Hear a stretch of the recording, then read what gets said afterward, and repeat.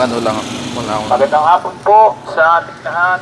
Isang mapagmalang hapon po at kami po ay narito upang mangaral po ng salita ng Diyos. Kami po ay sa Gospel Road Baptist Church at nais lamang po namin magbahagi ng salita ng Diyos mula po sa salita sa Biblia at pagpamanhin po ninyo sa aming pag-istorbo at nais lamang po namin kaunting oras sa inyo para sa pakikinig po ng salita ng Diyos. Ang sabi po ng Bible sa Romans chapter 5 verse number 8, lahat ng po ating pinagtatagubili ng Diyos ang kanyang pag-ibig sa atin na nang tayo po ay makasalanan pa, si Kristo ay namatay para sa atin. Ito po ang sabi ng Bible, tayo na po ay tinatagubili ng Diyos ang kanyang pag-ibig sa pamagitan po ng kamatayan po ng ating Panginoong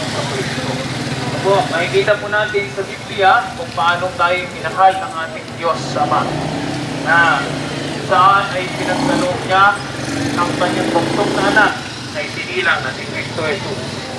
At nais ko lamang po malaman po ng bawat isa sa atin ano po ang dahilan upang ang Kristo, kung bakit ang Kristo po ay namatay ay dahil po sa kasalanan ng sanlibutan. Ang sabi ng Bible sa Ephesians 1 verse number 7, na sa Kanya'y mayroon tayong pagtubo sa pamagitan ng Kanyang dugo at kapatawaran ng kasalanan ayon sa mga kayamanan ng biyaya ng Kanyang biyaya. Nakikita po natin mga kaibigan, sa pamagitan po ng dugo ni Kristo, ang kasalanan ng buong mundo ay dinala ng ating Kristo sa krus ng Kalbaryo. Nakikita po natin, ang sabi, malinaw po sabi ng Bible, mayroon tayong pagtubo sa pamagitan ng kanyang dugo. Ang tinutukoy po ng dugo dito ay dugo ng ating Panginoong Jesucristo. Para saan? Sa kapatawaran po ng kasalanan ng sanlibutan. Kaya po, malinaw ang sabi ng Bible, ang tanging tugon lamang po ng isang tao, ng isang nilalang upang magkamit po ng tunay na pagtubos ng ating Kristo ay sa pamagitan po ng pananampalataya sa ginawa ng ating Panginoong Jesucristo. Malinaw po ang sabi ng Bible sa John chapter 3 verse number 36, ang sumasampalataya sa anak ay may buhay na walang hanggan, at ang hindi sumasampalataya sa anak ay hindi makakakita ng buhay. Ngunit ang galit ng Diyos, sabi ng Bible, ay nananatili sa Kanya. Ang galit ng Diyos ay nananatili sa Kanya. Sabi ng Bible, ang sumasampalataya sa anak ng Diyos ay may buhay na walang hanggan. At ang hindi sumasampalataya sa anak ng Diyos ay hindi makakakita ng buhay. Ngunit ang galit ng Diyos ay nananatili sa Kanya. Ibig sabihin mga kaibigan, kailangan po isang tao ay tutugon sa sapat at tapos na ginawa ng ating Panginoon, sapagkat bakit po? Hindi po siya tutugon, hindi po natin ang palatayanan ang ginawa ng ating Kristo, ay ang sabi ng Bible, ang galit ng Diyos ay nananatili Mga sa player, Kanya. Ibig sabihin, nakalaro nila Jula away dati, ng no? Diyos, Palaro niya dati. isang tao na hindi naniniwala, nananampalataya sa ginawa ng Kristo, ng Panginoong Jesucristo. Mga kaibigan, malinaw po sa Bible, Naka-live to sa ako. sumasampalataya sa anak ay may buhay na walang hanggan. Ito po, tinutukoy natin ay Mamaya pagkatapos. buhay or spiritual na buhay, mga kaibigan. Buhay na walang hanggan. Ano ko kasi ito sa account ko eh. Ay Sa YouTube channel. ng walang hanggan. Abangan mo yung broadcast ko ah. Tinutukoy mo natin ay kaluluwa, mga kaibigan.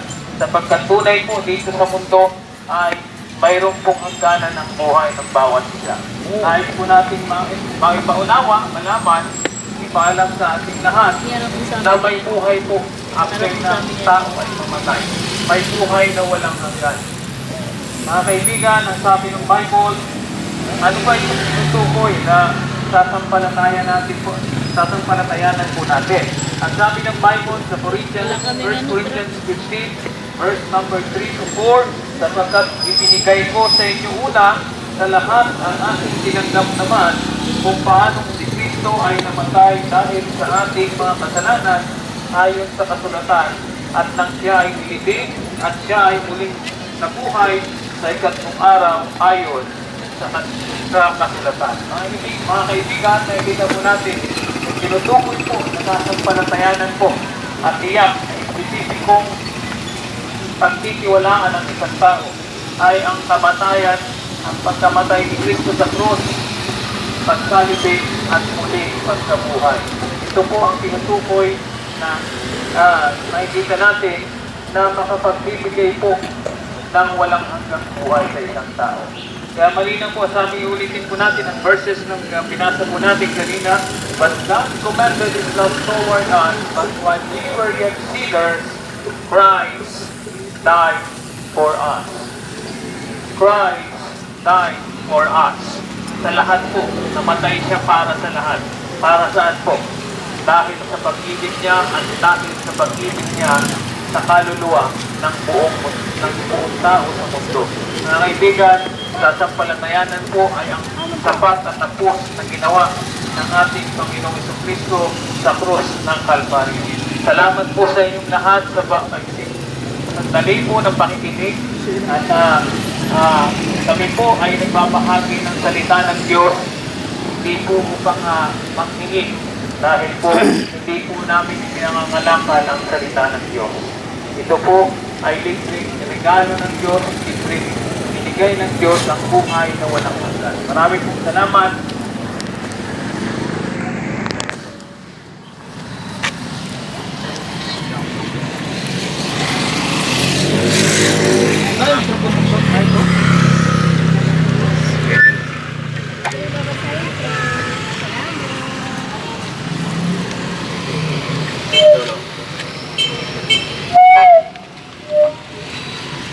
Magandang hapon po,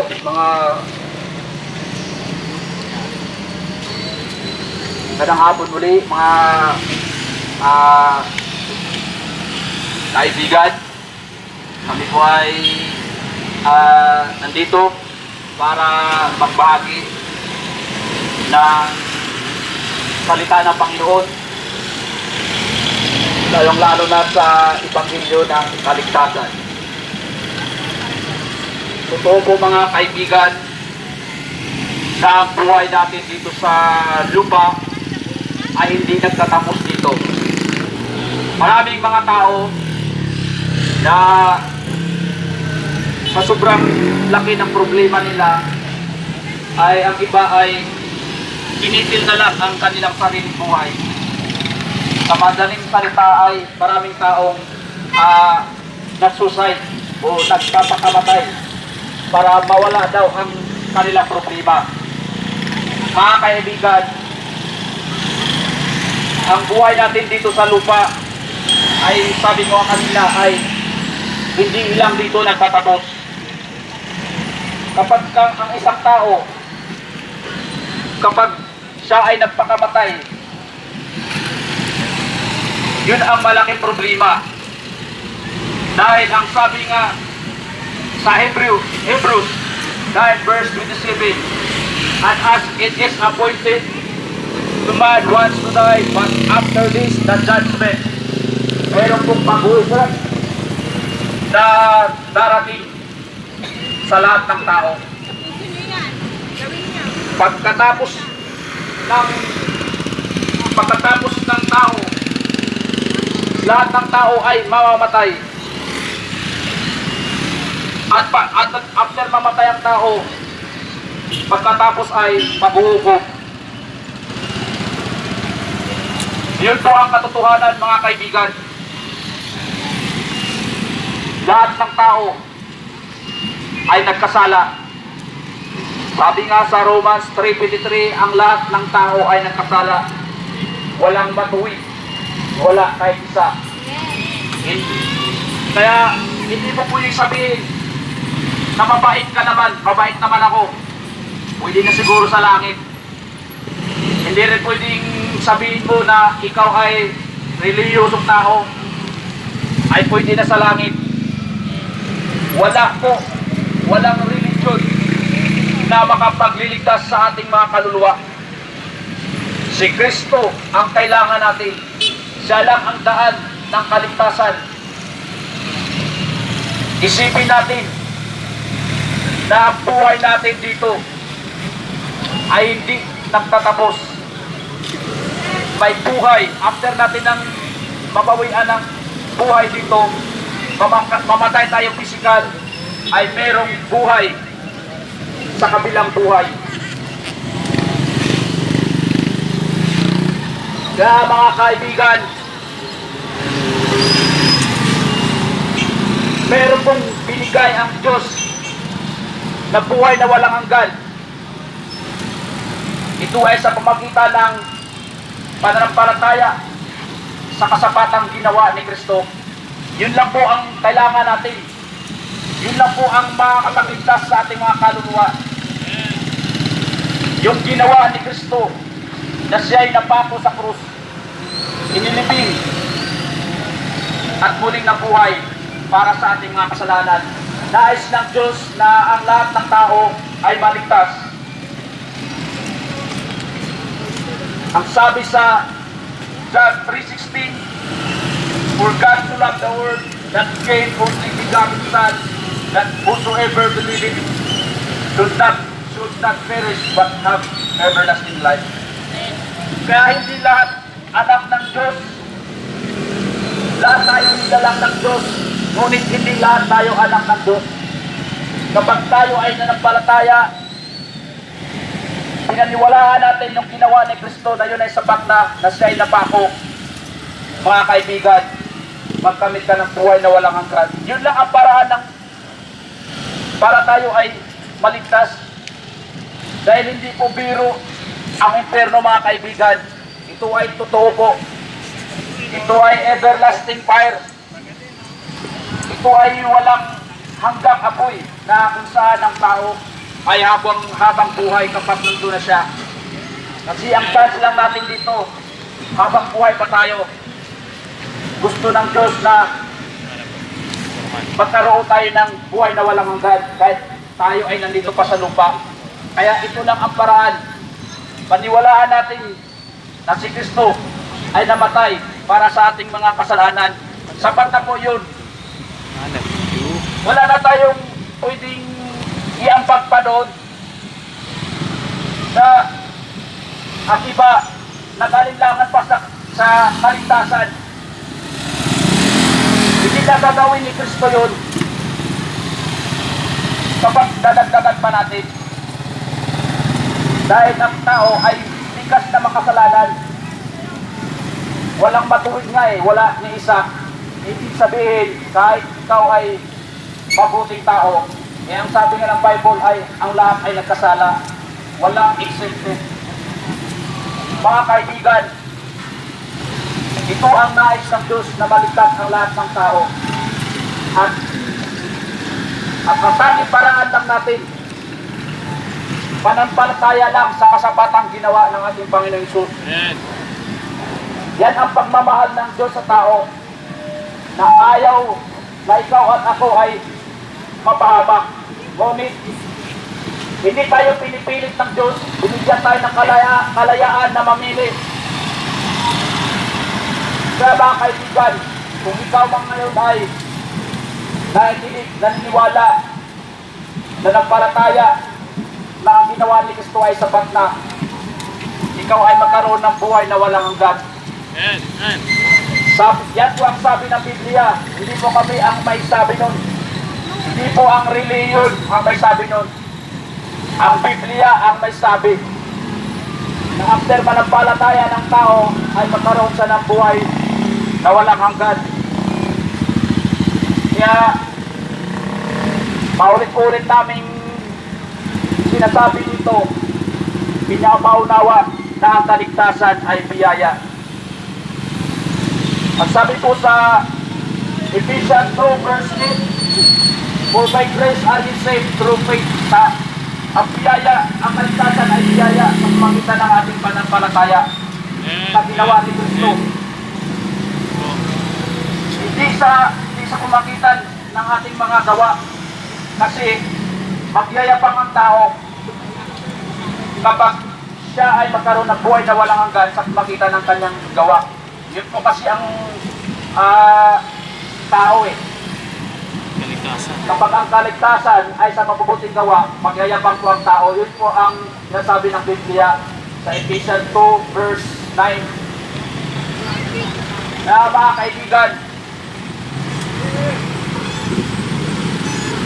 kaibigan, nandito kami, hindi kami katulad ng sinabi kanina ng aming pastor na hindi kami nangangaral na may kapalit o nangingiba ng anumang halaga, at hindi kami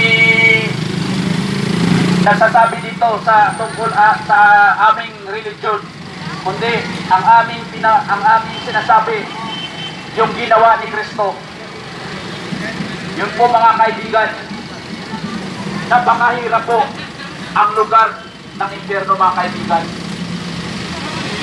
Wala na pong pag-asa kapag ang kaluluwa ng isang tao ay mapunta doon. Kaya dito pa lang, mananampalataya na tayo.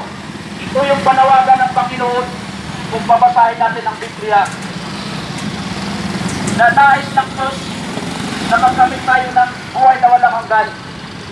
Ang ating Panginoong Hesus na ang binigay ng ating Diyos Ama, binigay sa atin upang ito ay bumako ng ating kasalanan. Ano mga kaibigan, na ang pagsisisi ay nasa huli. Kasi kapag ang isang tao ay nasa kapahamakan, ang sabi nga sa Biblia ay magngangalit ang kanyang mga ngipin. Mga kaibigan, mahal tayo ng Panginoon. Ibinigay niya ang kanyang bugtong na anak para sa ating kaligtasan ng ating kaluluwa. Ginawa siyang kasalanan, subalit siya ay nakilalang walang kasalanan. Napakasimple lang po ang kaligtasan. Pananampalataya lang, puro pananampalataya lang. Hindi na kailangan na tayo ay magpakabuti pa para maligtas. Malapit na po bumalik ang ating Panginoon. Kaya dapat natin paniwalaan na si Kristo lang ang daan ng kaligtasan. Believe the Lord or Jesus Christ and thou shalt be saved. Return to meet thy God. Kaya maging handa tayo sa pagbalik ng Panginoon. Baka huli na ang lahat.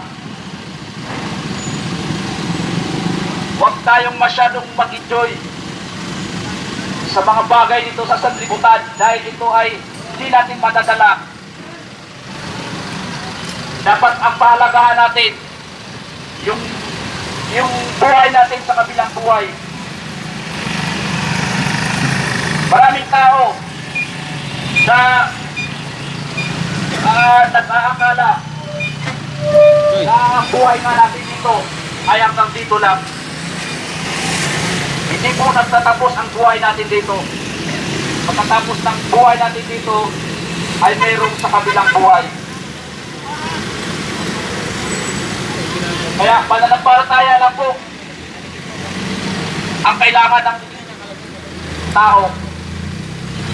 Ang nais ng Diyos na paniwalaan natin yung ginawa ni Kristo, na siya ay namatay, inilibing at muling nabuhay para sa ating mga kasalanan. Yun lang po ang tanging paraan. Salamat po sa inyong lahat. Choy, hulog na Choy. Kunin mo na, hulog na.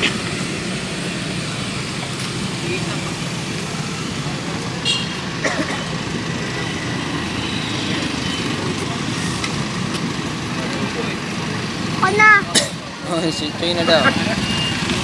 Ano lang? Ano lang? Hello.